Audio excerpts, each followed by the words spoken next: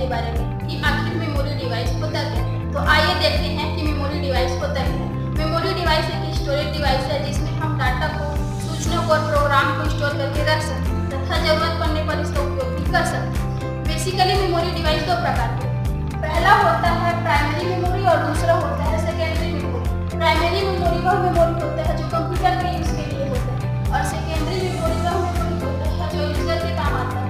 Primary memory के दो प्रकार हैं, पहला होता है रोम और दूसरा होता है रैम। हम सबसे पहले जानेंगे रोम के बारे में कि रोम होता है। रोम का फुल फॉर्म होता है रीड ओनली मेमोरी। ये बेसिकली मदरबोर्ड में स्टोर रहता है और ये नॉन वोलेटाइल होता है। नॉन वोलेटाइल का मतलब है कि बिजली चले जाने के बाद भी अपना काम करते रहते हैं। जैसे कि इसका एग्जाम्पल हो गया टीवी, और ये कम क्षमता का होता है तथा ये तीन प्रकार के होते हैं। पहला होता है पीरोम, दूसरा होता है ईपीरोम और तीसरा होता है डबल ईपीरोम। पीरोम में हम चाहकर भी कोई चेंजेस नहीं कर सकते, नो चेंजेस, और ईपीरोम में हम चेंजेस कर सकते हैं पर इसमें चेंजेस करने में डिफिकल्टी होती है। डबल ईपीरोम में हम चेंजेस कर सकते हैं इजीली।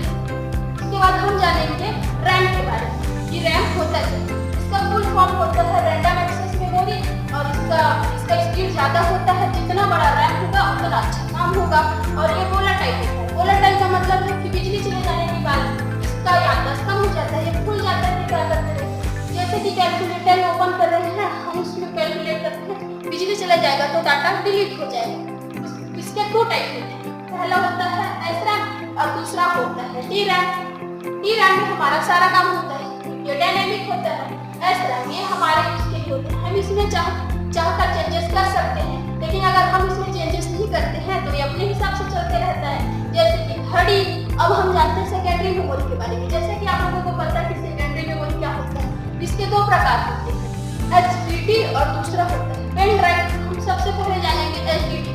एचडीडी होता है क्या?